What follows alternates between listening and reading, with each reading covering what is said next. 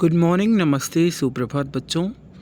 हिंदी की कक्षा में मैं विवेक मिश्रा एक बार फिर से आप सभी का स्वागत करता हूं। जी हाँ, कक्षा 9वीं की ये पुस्तक है जिसका नाम है संचयन। आज हम संचयन का जो पहला पाठ है उसके बारे में पढ़ेंगे, पर उससे पहले मैं एक बार आपसे पुस्तक परिचय करवा देता हूँ। आप देखें कि किस तरह से संचयन नामक जो है यह पुस्तक है। और इस पुस्तक के प्रथम पृष्ठ पर देखेंगे यहाँ पर कि ये देखिए, यहाँ पर लिखा हुआ है इस प्रकार से, संचयन भाग 1 कक्षा 9 के लिए हिंदी व द्वितीय भाषा।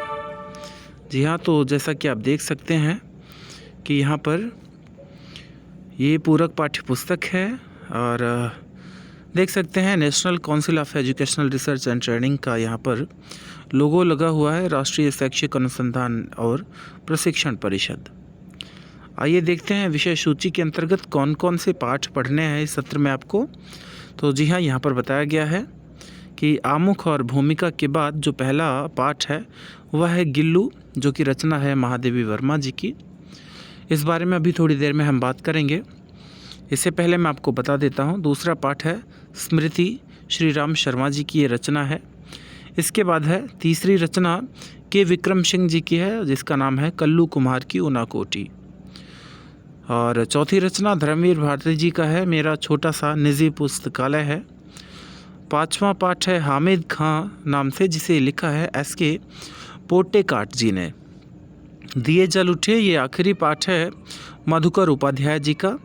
तो हम बारी बारी से जो है इस पुस्तक के बारे में पढ़ेंगे। तो सबसे पहले हम यहाँ पर पाठ पढ़ेंगे महादेवी वर्मा जी का, जिसका नाम है गिल्लू।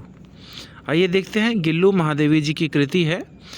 वैसे मैं महादेवी वर्मा जी के बारे में आपको बता दूं पहले से ही कि महादेवी वर्मा जी पशु पक्षियों को पालने की बहुत शौकीन थी और जितना प्यार उन्हें, जितना आनंद उन्हें अपने पशु पक्षियों के साथ मिलता था, वो उन सभी को वो अपनी लेखनी के माध्यम से हमेशा प्रदर्शित करती रही हैं। आइए देखते हैं गिल्लू नामक इस कहानी में, इस कथा में महादेवी वर्मा जी ने छोटे से गिल्लू का, छोटे से गिलहरी का किस प्रकार चित्रण किया है। गिल्लू शीर्षक से तो आप समझ गए होंगे, गिल्लू का अर्थ होता है गिलहरी, जो कि पेड़ों पर दिखाई देती है। आइए देखते हैं, सोनजूही में आज एक पीली कली लगी है। ध्यान रखेंगे आप, सोनजूही उनके बगीचे का नाम है। तो सोनजूही में आज एक पीली कली लगी है। उनके बगीचे में एक पेड़ है जिसका नाम है सोनजूही, तो उसमें एक पीली कली लगी है। इसे देखकर अनायास ही, अनायास मतलब बेवजह ही, उस छोटे जीव का स्मरण हो आया, उस छोटे से जीव का स्मरण हो आया जो इस लता की सघन हरितिमा में छिपकर बैठता था और फिर मेरे निकट पहुँचते ही कंधे पर कूद कर मुझे चौंका देता था। तब मुझे कली की खोज रहती थी, पर आज उस लघु प्राण की खोज है, उस छोटे से जीव की खोज है। परंतु अब तो वह सोनजूही की जड़ में मिट्टी होकर मिल गया होगा। कौन जाने, स्वर्णिम कली के बहाने वही मुझे चौंकाने ऊपर आ गया हो। एक दिन अचानक सवेरे कमरे से बरामदे में आकर मैंने देखा, 2 कौवे एक गमले के चारों ओर चोंचों से छुआ छुअल, एक प्रकार का छूने का यह खेल होता है, जैसा खेल खेल रहे हैं। यह काग भुषुंड भी विचित्र पक्षी हैं, एक साथ समादरित, अनादरित, अति सम्मानित और अति अवमानित।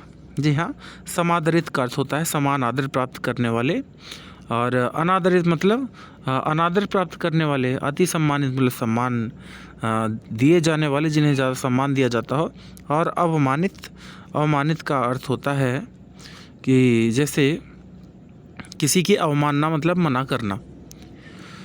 आगे है, हमारे पुरखे, हमारे बेचारे पुरखे न गरुड़ के रूप में आ सकते हैं, न मयूर के, न हंस के।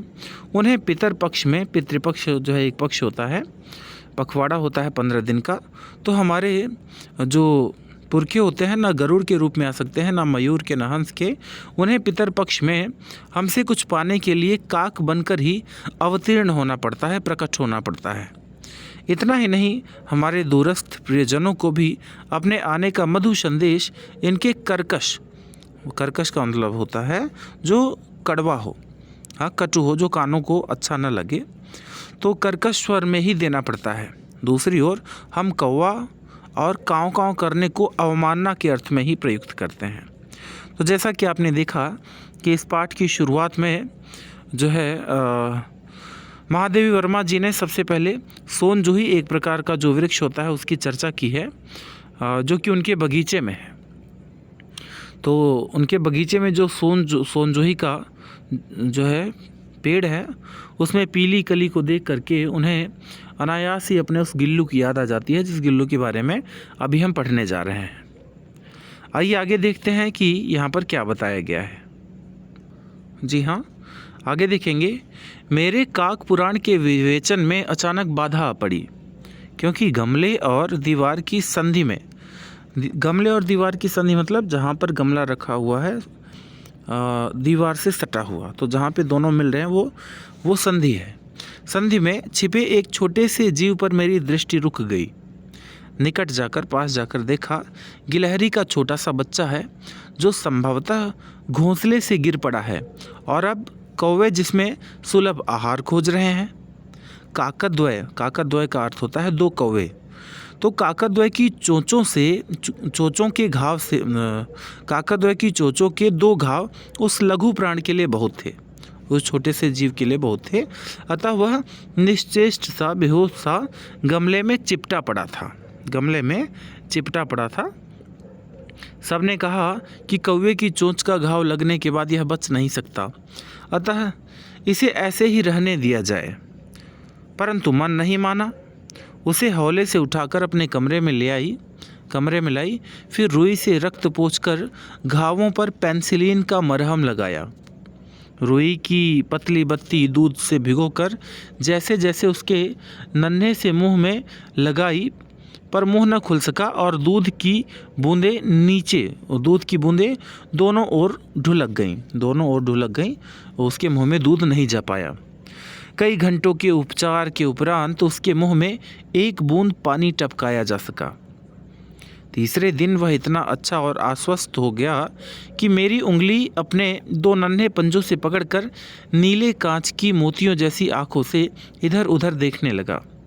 जी हाँ, जिसके बारे में लोगों का ये मानना था कि कौवे की चोंच लगने के बाद इसका जो है बच पाना असंभव है, लेकिन महादेवी वर्मा जी ने उस गिलहरी के छोटे से बच्चे को जो है उसका न केवल इलाज किया बल्कि उसे एक नया जीवन प्रदान किया, और 3-4 दिन में उसने जो है अपने नए जीवन की शुरुआत कर दी। 3-4 मास में उसके स्निग्ध रोएं, झब्बेदार पूंछ और चंचल चमकीली आँखें सबको विस्मित करने लगी। जी हाँ, यहाँ पर बताया गया है कि 3-4 मास में उसके जो स्निग्ध रोएं थे, स्निग्ध का अर्थ होता है चिकने जो रोएं थे, और उसकी जो झब्बेदार पूँछ थी, आप देखते होंगे गिलहरियों की पूँछ कैसी होती है, और उसकी जो चंचल चमकीली आँखें सबको विस्मित करने लगीं, आश्चर्यचकित करने लगीं। हमने उसकी जातिवाचक संज्ञा को व्यक्तिवाचक का रूप दे दिया और इस प्रकार हम उसे गिल्लू कहकर बुलाने लगे। जी हाँ, अगर हम गिलहरी लिख करके पूछें कि यह कौन सी संज्ञा होगी, तो आप निश्चित रूप से यही कहेंगे कि यह जातिवाचक संज्ञा है। पर अगर हम उस गिलहरी का नाम गिल्लू रख दें तो वो गिल्लू शब्द जो है वो जातिवाचक संज्ञा ना होकर के वो व्यक्तिवाचक संज्ञा हो गई, क्योंकि वो उसका नामकरण हो गया। तो मैंने फूल रखने की एक हल्की डलिया में रुई बिछाकर उसे तार से खिड़की पर लटका दिया। वही 2 वर्ष गिल्लू का घर रहा। वह स्वयं हिलाकर अपने घर में झूलता और अपने कांच के मनकों सी आँखों से कमरे के भीतर और खिड़की से बाहर न जाने क्या देखता समझता रहता था। तो 2 वर्ष तक जो है गिल्लू का वही घर बना रहा और वह स्वयं जो है हिलाकर अपने घर में झूलता, उस जो घर उसका बनाया गया था वो उसको हिला करके उसी में झूलते हुए आनंद लेता था, और अपनी जो कांच के मनकों सी आँखें थी उससे जो है कमरे के भीतर और खिड़की के बाहर न जाने का देखता और समझता रहता था। परंतु उसकी समझदारी और कार्यकलाप पर सबको आश्चर्य होता था। वो जो भी क्रियाकलाप करता था उसको देख करके, उसकी समझदारी को देख करके, उसके कार्यकलाप को देख करके लोगों को आश्चर्य होता था। जी हाँ, आगे यहाँ पर बताया गया है कि जब मैं लिखने बैठती तब अपनी ओर मेरा ध्यान आकर्षित करने की उसे इतनी तीव्र इच्छा होती कि उसने एक अच्छा उपाय खोज निकाला था। जी हाँ, महादेवी वर्मा जी ने यहाँ पर बताया कि जब वो लिखने के लिए बैठती थीं तो वो चाहता था कि ये लिखना छोड़ करके इनका ध्यान मेरे ऊपर आए। तो उसके लिए वो क्या करता था कि वह मेरे पैर तक आकर सर से पर्दे पर चढ़ जाता और फिर उसी तेज़ी से उतरता। उसका यह दौड़ने का क्रम तब तक चलता जब तक मैं उसे पकड़ने के लिए न उठती। तो बार बार उसकी इच्छा होती थी कि महादेवी वर्मा जो है अपना लेखन छोड़ करके मुझे ले लें और मुझे अपने हाथों में खिलाएं। आइए आगे देखते हैं। कभी मैं गिल्लू को पकड़कर एक लंबे लिफाफे में इस प्रकार रख देती कि उसके अगले 2 पंजों और सिर के अतिरिक्त सारा लघुगात, उसका छोटा सा जो शरीर था, लिफाफे के भीतर बंद रहता। इस अद्भुत स्थिति में कभी कभी घंटों मेज पर दीवार के सहारे खड़ा रहकर वह अपनी चमकीली आंखों से मेरा कार्यकलाप देखा करता। भूख लगने पर चिक चिक करके मानो वह मुझे सूचना देता और काजू या बिस्कुट मिल जाने पर वह उसी स्थिति में लिफाफे से बाहर वाले पंजों से पकड़कर उसे कुतरता। जी हाँ, तो यहाँ पर बताया गया है कि जब उसे भूख लगती थी तो भूख लगने पर वह चिक चिक की आवाज़ करके मुझे सूचना देता और काजू या बिस्कुट मिल जाने की स्थिति में जो है लिफाफे से बाहर वाले पंजों से पकड़कर उसे कुतरता। फिर गिल्लू के जीवन का प्रथम वसंत आया। जी हाँ, 1 साल का होने चला। नीम चमेली की गंध मेरे कमरे में हौले हौले आने लगी, क्योंकि महादेवी वर्मा जी के घर के बाहर ही बगीचा था। तो वही लिखा है कि नीम चमेली की गंध मेरे कमरे में हौले हौले धीरे धीरे आने लगी। बाहर जो पेड़ों पर गिलहरियाँ रहती थीं तो खिड़की की जाली के पास आकर चिक चिक करके न जाने क्या कहने लगीं। गिल्लू को जाली के पास बैठकर अपनेपन से बाहर झांकते देखकर मुझे लगा कि इसे मुक्त करना आवश्यक है, इसे छोड़ देना, स्वतंत्र करना अब आवश्यक है। मैंने कीलें निकालकर जाली का एक कोना खोल दिया और इस मार्ग से गिल्लू ने बाहर जाने पर सचमुच ही मुक्ति की सांस ली। इतने छोटे से जीव को घर में पले कुत्ते बिल्लियों से बचाना भी एक समस्या ही थी। आवश्यक कागज़ पत्रों के कारण मेरे बाहर जाने पर कमरा बंद ही रहता है। मेरे कॉलेज से लौटने पर जैसे ही कमरा खोला गया और मैंने भीतर पैर रखा, वैसे ही गिल्लू अपनी जाली के द्वार से भीतर आकर मेरे पैरों से सिर और सिर से पैर तक दौड़ने लगा। तब से यह नित्य का क्रम हो गया। तो जी हाँ, जो है गिलहरी अपनी उपस्थिति जो है कुछ इस प्रकार से दर्ज कराता था कि जैसे ही वो कमरा खोलकर अंदर आती थी तो वैसे ही गिल्लू अपने जाली के द्वार से भीतर आकर महादेवी वर्मा जी के पैर से सिर और सिर से पैर तक दौड़ लगाने लगता। तब से जो है उसके नित्य का, हमेशा का यही क्रम हो गया था। तो जी हाँ, यहाँ पर इस चित्र के माध्यम से आप देख सकते हैं कि महादेवी वर्मा यहाँ पर भोजन कर रही हैं और भोजन करते समय यहाँ पर भोजन की थाली के सामने कटोरी है, ग्लास है और गिल्लू खुद भी बैठा है। हालांकि इसका जिक्र महादेवी वर्मा जी ने आगे किया है कि मेरे पाले हुए जीव जंतुओं में किसी की इतनी हिम्मत नहीं होती थी कि मेरे भोजन की थाली तक आने का साहस करे, लेकिन यह गिलहरी जो था वो ऐसा करता था। आइए आगे देखेंगे। मेरे कमरे से बाहर जाने पर गिल्लू भी खिड़की की खुली जाली की राह बाहर चला जाता था। जब वो कमरे से बाहर चली जाती थी वो भी खिड़की से बाहर चला जाता था और दिन भर गिलहरियों के झुंड का नेता बना हर डाल पर उछलता कूदता रहता और ठीक 4 बजे वह खिड़की से भीतर आकर अपने झूले में झूलने लगता। तो उसने अपना आश्रय स्थल जान लिया था। वो महादेवी वर्मा के जाते ही खिड़की से बाहर निकलता और वो भी अन्य गिलहरियों में नेता बन करके अपनी नेतागिरी दिखाता और शाम को 4 बजे वो अपनी स्वेच्छा से आकर के अपने स्थान पर बैठ जाता था और वहाँ झूला झूला करता था। मुझे चौंकाने की, मुझे आश्चर्यचकित करने की, उसमें न जाने कब और कैसे मुझे चौंकाने की इच्छा उसमें न जाने कब और कैसे उत्पन्न हो गई थी। कभी फूलदान के फूलों में छिप जाता, कभी पर्दे की चुन्नट में और कभी सोनजूही की पत्तियों में। अब यहाँ पर आगे इन्होंने चर्चा की है जो मैं आपसे अभी बता रहा था कि मेरे पास बहुत से पशु पक्षी हैं और उनका मुझसे लगाव भी कम नहीं है, परंतु उनमें से किसी को मेरे साथ मेरी थाली में खाने की हिम्मत नहीं हुई है। ऐसा मुझे स्मरण नहीं आता। गिल्लू इसमें अपवाद था।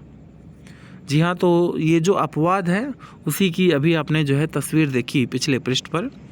मैं जैसे ही खाने के कमरे में पहुंचती, वह खिड़की से निकलकर आंगन की दीवार, बरामदा पार करके मेज पर पहुंच जाता और मेरी थाली में बैठ जाना चाहता। बड़ी कठिनाई से मैंने उसे थाली के पास बैठना सिखाया, जहां बैठकर वह मेरी थाली में से एक एक चावल उठाकर बड़ी सफाई से खाता रहता।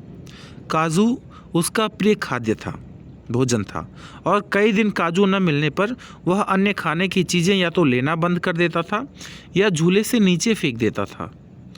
तो एक तरह से वह जो है यह दिखाता था कि मुझे काजू के अलावा और कुछ खाना नहीं है, मुझे चाहिए तो काजू ही चाहिए। उसी बीच मुझे मोटर दुर्घटना में आहत होकर कुछ दिन तक अस्पताल में रहना पड़ा। एक्सीडेंट हो जाता है महादेव वर्मा जी का, तो उसकी वजह से उन्हें कुछ दिन तक हॉस्पिटल में रहना पड़ता है। उन दिनों जब मेरे कमरे का दरवाज़ा खोला जाता, गिल्लू अपने झूले से उतरकर दौड़ता और फिर किसी दूसरे को देखकर उसी तेज़ी से अपने घोंसले में जा बैठता। क्योंकि उसे पता था कि ये जो है हमारी मालिक नहीं है, हमारी मालकिन नहीं है। तो जब वो जान जाता कि ये तो कोई अन्य ही है, तो वापस वो अपने घोंसले में जा बैठता।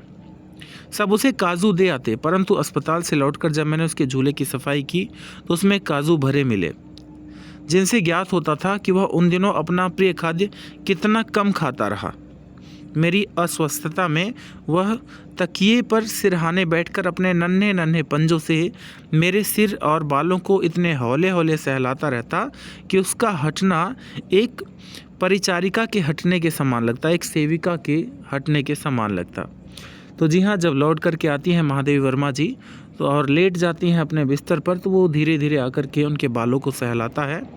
और ये घटना उन्हें किसी सेविका से कम नहीं लगती, सेविका के सेवा से कम नहीं लगती।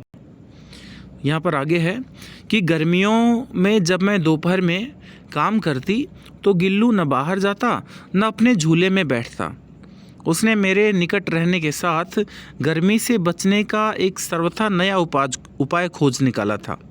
वह मेरे पास रखी सुराही पर लेट जाता और इस प्रकार समीप भी रहता और ठंडक में भी रहता। गिलहरियों के जीवन की अवधि 2 वर्ष से अधिक नहीं होती।